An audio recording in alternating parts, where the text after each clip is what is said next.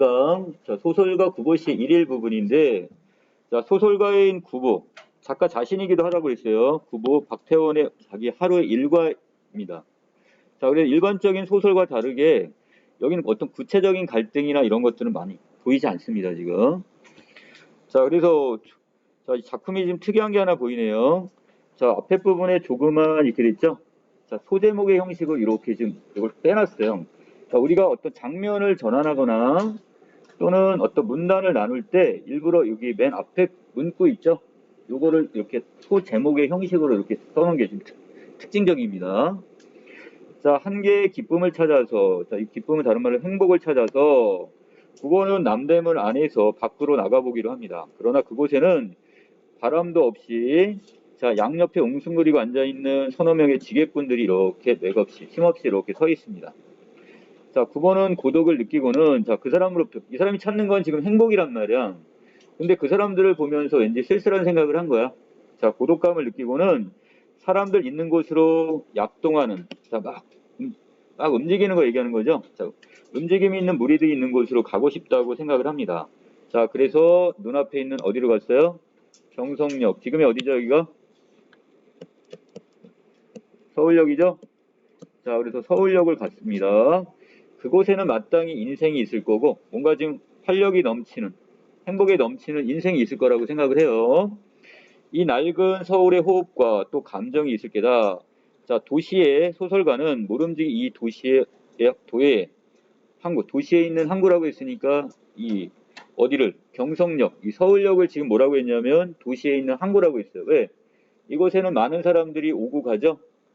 그리고 만남과 이별이 있는 공간이란 말이야. 그래서 이걸 도시에 있는 항구 이렇게 표현했는데 그러나 물론 그러한 직업의식은 어떻든 좋았어. 다만 구보는 고독을 3등 대합실 군종석에서 피할 수만 있으면 그만이다. 자, 화자는 지금 뭐를 피하기 위해서 이 고독감을 피하기 위해서 지금 어떻게 하는 거야?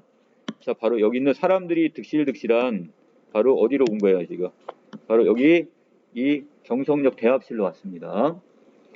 자, 그러나 오히려 고독은 그곳에 있었다 그랬으니까 자, 그곳에 가서도 결국 고독을 피할 수가 없었네요. 구보가 한 옆에 끼어 앉을 수도 없게시리 사람들은 그곳에 빽빽하게 모여 있어도 그들의 누구에게서도 인간 본래의 온정, 이 따뜻한 인정미는 찾을 수가 없습니다.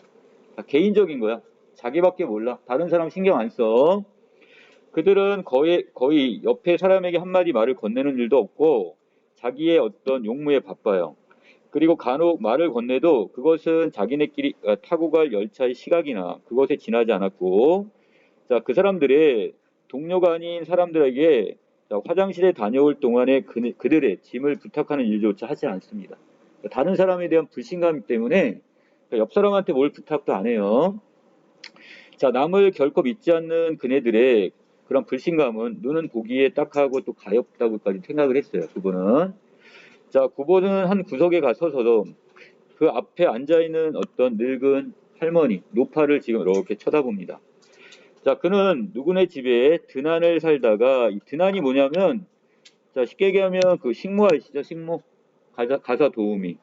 자, 이 식모 생활을 하다가 자, 이제 늙고 세잔한 몸을 이끌고는 결코 넉넉하지 못한 어느 시골 딸네 집에 지금 찾아가는 것 같아요. 자, 이미 몸이 이제 너무 늙어서 남의 집 일을 할 수가 없단 말이야. 그러다 보니까 자, 비록 넉넉하게 살진 않지만 딸 집에 의탁하기 위해서 가는 것처럼 보여요. 이건 다 누구? 구보의 추측입니다. 이 사람하고 말을 섞지 않아요, 지금. 자, 밑에 이미 굳어버린 그의 안면 근육은, 얼굴 근육은 어떠한 다양한 일에도 펴질 것 같지가 없고, 그만큼 이제 많이 세파에 찌들려 있는 거야. 그리고 그의 몽롱한 두 눈은 비록 그의 딸의 그지없는 어떤 효도 또는 봉양을 가지고도 감동시킬 수가 없을 것 같이 보입니다.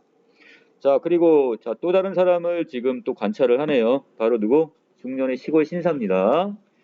자, 그는 어떤 시골에서 조그만 백화점을 경영하고 있을 거야. 백화점이라고 했는데 쉽게 하면 지금으로 따지면 어느 정도? 마트?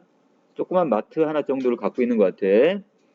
자, 그의 점포에는 마땅히 주단 포목과 같은 여러 가지 옷감들이 있고 일용 잡화도 팔리고 또 흔히 약품 같은 경우도 이렇게 있을 테고 그는 이제 그의 옆에 놓인 물품을 들고 자랑스럽게 차에 오를 겁니다. 그리고 9번은 그 시골 신사가 노파의 사이에 되도록 간격을 가지려고 노력하는 것을 발견하고는 그를 업신여겼어요. 자기도 별 크게 잘난 것도 없으면서 이 늙은 노파를 멀리하는 이 시골 이 신사를 보면서 뭔가 업신여김을 했다는 거예요. 자, 밑에 만약 그에게 옅은 지혜와 또 약간의 용기가 주어진다면 그는 분명히 자 3등 승차권, 3등실에 이렇게 거기 앉을 수 있는 그 승차권이 있죠. 이건 주머니에다 이렇게 간수를 하고는 자 그거보다 나은 2등 대합실에 가서 오만하게 자 오만하다는 거 뭔가 좀 우월감 있고 또 뭐는 거만하게 거기 앉아 있을 겁니다. 그러니까 지금 있는 채 하는 거죠. 이해되시나요? 지금 표는 3등권을 뽑았어요. 차표를 끊었단 말이야. 그래 놓고 나서 2등 대합실에 이렇게 2등 대합실에 이렇게 앉아 있을 거라 이러죠. 자, 문득 9번은 그의 얼굴에서 부종을 발견하고 한쪽이 지금 부었나 봐 얼굴이. 자, 그의 앞을 떠났는데 자, 신장염. 이 사람은 지금 자, 신장. 자, 지금 자기 뭐가 지금 신장이 좀 안 좋아. 또 9번은 자기 자신의 만성 위확장을 새삼스럽게 생각해내지 않으면 안 되었다 그랬으니까 자, 여기 있는 시골 신사가 몸이 지금 안 좋아 보여. 근데 자기 이 젊은 자기가 아직 결혼도 안 한 자기도 몸이 되게 이상이 있는 것 같이 생각을 해요, 지금. 자, 자신의 건강을 걱정하고요. 그러나 구보가 매점 옆에 갔었을 때 그는 그곳에도 역시 병자를 보게 됩니다. 자, 또 한 사람이네요. 자, 또 다른 누구? 관찰의 대상 40여 세의 노동자를 보게 되는데 자, 전경부가 자, 이마 부분이 어떻게 툭 튀어나왔고요. 자, 팽년 돌출한 안구에 또 손에 경미한 진도, 손까지 떨고 있는. 자, 뭐라고 생각을 하는 거야? 분명히 어떤 바제도 병에 지금 걸려 있겠구나. 이런 환자라고 생각을 합니다. 누구에게든도 결코 깨끗한 느낌을 주지 못해요. 자, 뭐를 느끼는 거야, 살짝? 이 환자한테 혐오감을 느끼는 거야, 지금. 자, 그의 좌우에 좌석이 비어 있어도 사람들은 그곳에 앉으려 하지 않아요. 똑같은 뭐야? 기피증을 갖고 있는 거야. 왠지 그 사람이 이렇게 기피하는 거야, 그 사람을. 뿐만 아니라 그에게서 2칸 동 떨어진 곳에 앉아있던 아이업은 젊은 아낙네. 자, 이 사람도 관찰의 대상이네.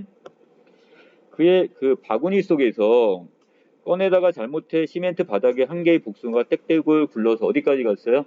아까 조금 전에 그 노동자, 환자의 앞으로 이렇게 갔단 말이야. 자, 근데 이것을 여인은 주우려 하지 않고 그걸 단념을 하네요. 자, 왜? 그 사람이랑 기피증이나 이것 때문에 가까이 가고 싶지가 않은 거야. 자, 여기서 어떤 현대인의 어떤 비인간성이 좀 보여집니다. 자, 9번은 조그만 사건에 문득 흥미를 느끼고 자, 대학 노트를 펴들고 자, 이 사람의 습관이야.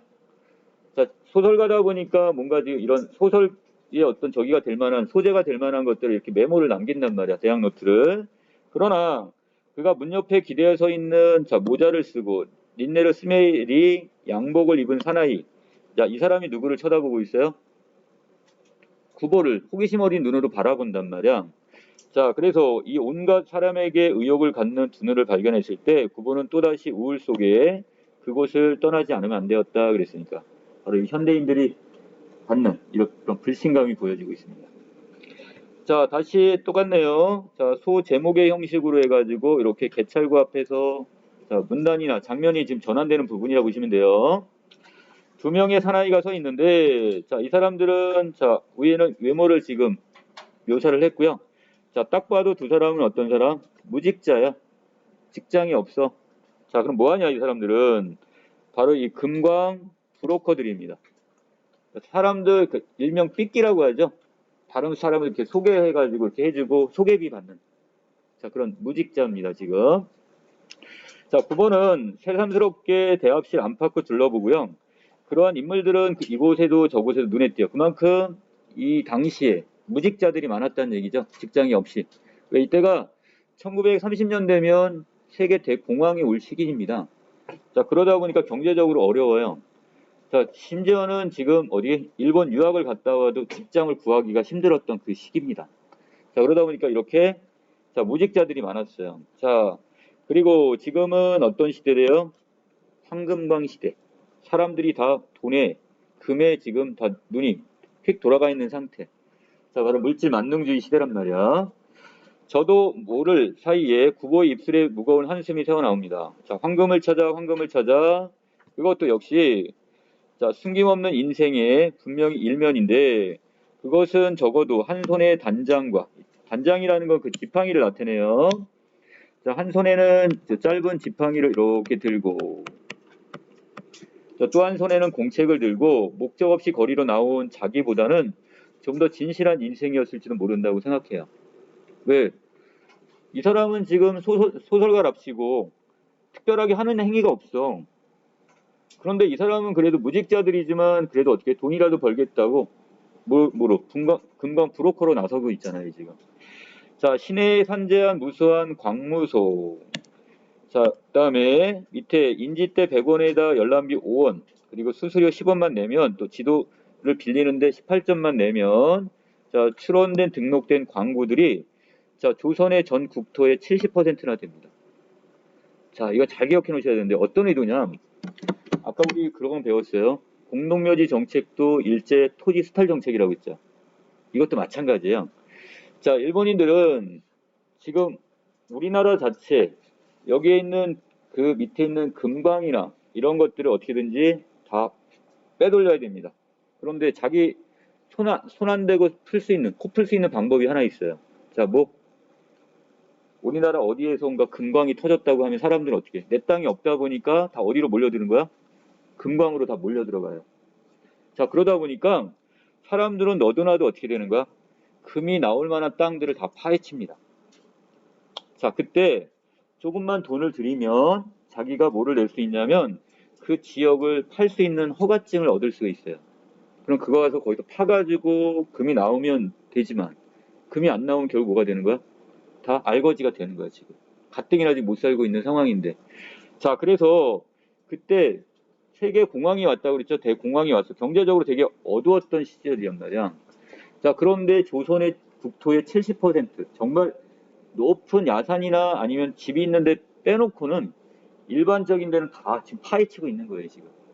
그럼 일본인들은 이렇게 있다가 어떻게 하는 거야? 나중에 그렇다고 거기에 그 금광이 터졌다 하더라도 이 조선 사람들이 그걸 다 파헤칠 수 없죠. 그럼 그걸 누가 조금 더 돈 얹어주고 그거 갖고 어떻게 그거를 금광을 인수를 합니다. 그리고 거기서 나오는 금들은 다 어디로 밀반입을 하는 거야? 자기네 나라로 다 가져가 버리죠. 이때 엄청나게 금이 다 그쪽으로 밀반입됐다고 해요. 자, 시시각각으로 사람들은 졸부가 되고, 자, 어떤 사람은 정말 운 좋게 거기서 금이 터지면, 금광이 터지면, 자, 벼락부자가 되는 거고, 안 되면 다 어떻게 돼? 다 쫄딱 망해서 몰락하고 맙니다. 자, 황금광 시대 그들 중에는 누가 있어요? 자, 평론가와 시인과 같은 문인들조차 거기 있습니다. 이 사람들 뭐예요, 사람? 글을 써야 되는 사람들도 결국 다 펜대를 던지고 어디로 간 거야? 삽을 들고 금광으로 달려갑니다. 그만큼 경제적으로 어려우다 보니까 이 문인들조차도, 문학가들조차도 어떻게 하는 거야? 결국 자기의 본업을 포기하고 금광으로 뛰어드는 그런 시대였단 말이죠.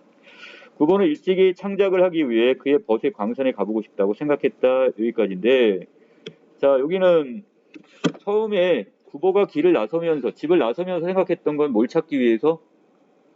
고독감을 펼쳐버리고 행복을 찾아다녔지만 결국은 그 어디를 가도 찾지를 못했어요. 그리고 맨 마지막 부분에서는 그 무직자, 금광 브로커들을 보면서 결국 시대가 이렇게 황금광 시대 이렇게 바뀌어버렸구나. 물질 만능주의 여기에 빠져버렸구나. 그리고 심지어는 문인들조차도 거기에 끼어있다고 했으니까 그런 시대적 현실을 비판하고 있습니다. 자, 내용 정리 갈게요. 자, 이 작품은 바로 1930년대는 그 시대적 상황을 잘 보여주는 세태 소설에다 집어넣습니다. 그 시대적 상황을 반영하는 작품을 우린 세태 소설. 자, 그 다음에 모더니즘 계열에다 집어넣고요. 자, 그 다음에 주제는 무기력한 소설가의 눈에 비친 1930년대 그 서울의 일상사와 그의 내면 의식 이걸 보여주고 있습니다. 자, 그리고 대상에 대한 관찰과 묘사가 중심이 되고요. 자, 그 다음에 공간적인 이동이 계속 보이죠. 자, 그리고 자, 이 작품이 바로 이 모더니즘의 어떤 계열의 의식의 흐름에 따른 기법. 자기가 경험을 하고 관찰을 하고 느낀 것을 쭉 생각나는 대로 적어놓은 그런 의식의 흐름 기법의 형태를 쓰고 있어요. 자, 마지막이 자, 다시 마지막 집에서 출발을 해서 서울 시내를 몇 바퀴 돌고 다시 이제 집으로 돌아가는 이것도 원점 회귀소설 내지 여로형 소설에다 집어넣게 됩니다. 자, 마지막 서술상의 특징에 보면 고연학이라는 표현이 나왔는데요. 자, 고연학이란 자, 현대인의 생활을 조직적으로 조사, 연구해서 현대의 풍속을 분석, 해설하는 학문. 자, 그래서 노트에다가 아까 노트를 끼고 거기다 뭘 계속 적었죠, 그죠? 바로 그 시대적 현실을 그대로 작품에 옮기는, 현실을 고증하는 이런 방법을 고연학 이렇게 얘기합니다. 자, 아까 또 의식의 흐름 기법이란 하루 동안의 어떤 여정을 사고의 어떤 필연적 연관성보다는 부부가 떠올리는 생각과 의식에 따라서 그것을 쭉 그냥 기록하는 형식을 우리는 의식의 흐름 기법이라고 하고요. 자, 첫 어절을 뭐로 아까 소제목으로 처리함으로써 또 잦은 쉼표의 사용으로 급박한 서술의 표현 방법을 보여줍니다. 아까 원점 회귀소설이라고 그랬죠? 자, 지금 집에서 출발을 해서 서울 거리를 돌고 경성역에 왔다가 다시 삥 돌아서 마지막에 집에 다시 도착을 합니다. 자, 지금 여러분들이 그 교재 부분은 어디? 바로 이 경성역, 서울에서 만난 사람들에 대한 관찰, 그 부분이라 보시면 돼요. 자, 여기까지 내용 정리 마치겠습니다.